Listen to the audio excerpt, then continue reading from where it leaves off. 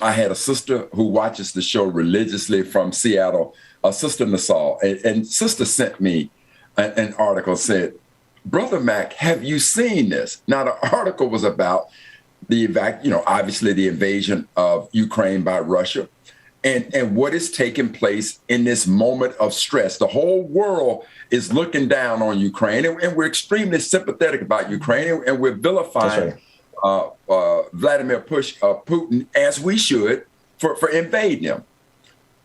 But when I read, my visceral reaction to the article that she sent to me was that at the moment that Russia has its foot knee-deep into Ukraine, Ukraine has taken its foot and put it on the neck of Black folks in the midst of the evacuation. So now I send it over to Big Home. I said, Al, man, you got to calm me down because, right now I'm 90 hot.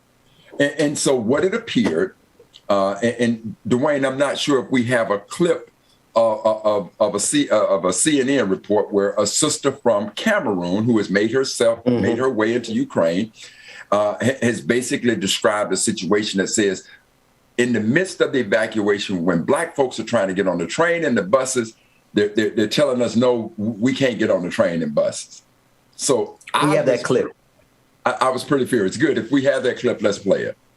We're on the platform where a lot of people are trying to get onto the trains, and these are people who are refugees who have come from Ukraine. And just as Ara was mentioning, these are people who are Ukrainians born and bred. These are people who are immigrants to Ukraine. They're students from places like Afghanistan and Cameroon, West Africa. You name it. There are people here from all over the place. It gives you some idea of how people were living also in Ukraine. There were a lot of students who are trying to figure out what to do and how to get home. We have a firsthand account. Now, the person that Arwa spoke to was hearing that this was happening, so they didn't go see it for themselves. Naya says she experienced it herself. She is a mother who was trying to get on the train. There is a free train, and that's what everyone is trying to get on so they can leave Ukraine. And that free train had tons of people. She was noticing that, the Caucasian Ukrainians were able to get on very quickly, but when it came to her, they literally pushed her back and then pushed another woman, she said, back, and the woman fell back and hit her head. Both of them are Black women with children. They were trying to explain that they should be able to get on like everyone else. Here's what else she said. She said, it's bad enough for us, but here's what's happening to Black men. All the Black guys, no. There was one inside the train. They went inside the train and showed him gun. Walk out. They put a gun to a Black man's face. I said, walk out. And he walked out because he was scared of guns. So you're telling me that there is discrimination by the Ukrainians against Black people? Discrimination on the Black people entering the train, the free train. They help their people. They do not want to help Blacks. She did not want her face shown. She was worried that there was going to be some more abuse or that she would be treated more poorly as she's trying to find where she can go. She said she cannot go back to Cameroon, that she fled there for a reason. She's been in Ukraine with her husband and child for 10 years. Her child has a Ukrainian passport. But she says, look, I have seen this repeatedly over and over again, and it's very disturbing. Wow. All right, 10 years in Ukraine. Go ahead, brother. No. I'm just saying 10 years with Ukraine, and she has a child there who has a passport, and that's still not enough. All those stories are really harrowing and disturbing, Brother Mac, and you called me with that on Friday.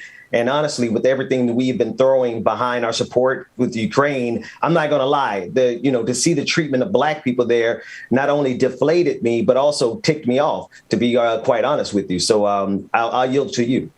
Well, listen, there is no doubt that Brother Ben, I watched the wind come out of your sails because I know how much your spirit and heart was vested in it. And quite frankly, I think all of us were.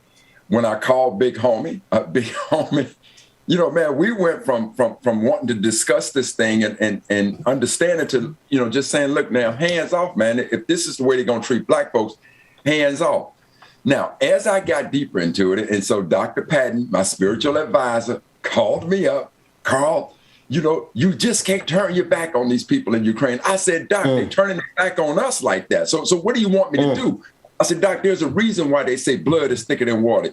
If your best friend gets in fight with a member of your family, well, whose side you think you're taking, right? So I get this. But now, because Doc had this concern, and Ben, I would tell you what else, Terrell Starr.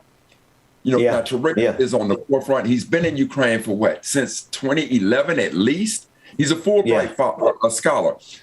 So Doc calls me up, and Terrell is on MSNBC, and he's transporting this white family because this woman has cancer from one hospital to another. And in the midst of understanding about this racism, I'm looking at Terrell and saying to myself, this brother's a Fulbright scholar. He obviously understands what's going on.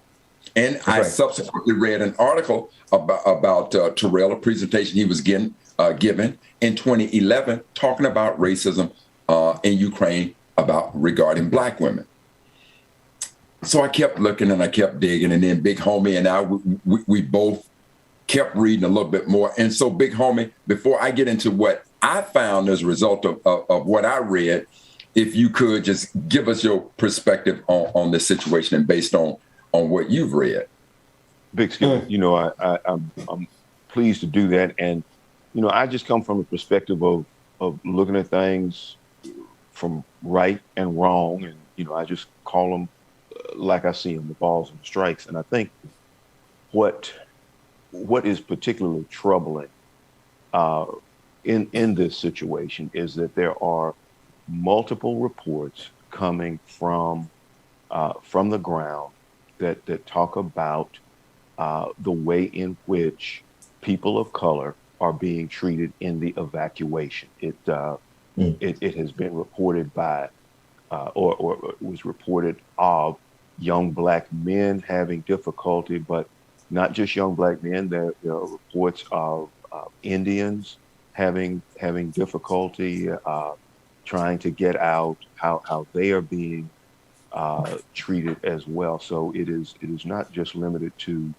the Africans, but it is a broader situation. And I think we have to look at this, as I said, in a broader context and look at the reporting that is taking place on Ukraine and some of the statements that have been made, because it seems like the priority was to get out Ukrainians with money first. And, they were the ones who were able to flee, the fastest. And then it seems that you had, a hierarchy, so to speak, that's right. Middle Easterners, then Africans down the line. And I'm particularly troubled by a comment made by a Ukrainian official to the BBC News, where he says, "It's very emotional for me because I see European people with blonde hair, blue eyes being killed, children being killed every day with Putin's missiles." Now, what we have to keep in mind is these very same missiles fell in Chechnya and Syria, but there was not the outrage that we see in the Ukrainian situation. And I believe that is because of the systemic and systematic dehumanization of Black and brown people. And this has affected the media coverage as well. When you have people saying, well, I can't believe this is taking place in Europe, or this is not Iraq or Afghanistan. That's right. This is a civilized country. This is not the third world. So it is that constant drumbeat of dehumanization of people of color. And I look at, and I have to bring our viewers' attention to another humanitarian crisis that is taking place, and that is the crisis in Yemen. There are 4 million displaced people that look like us, but we aren't getting that coverage. We're not hearing about that issue as nearly as much as we are hearing about what is going on in Ukraine. Well, Brother Rutherford, if I could interject, the reason we don't hear about the war in Yemen is because of Saudi Arabia's role in it and the fact that we are trying to stay in good with Saudi Arabia. So, of course, America is going to turn a blind eye to the atrocities that we have our fingerprints on.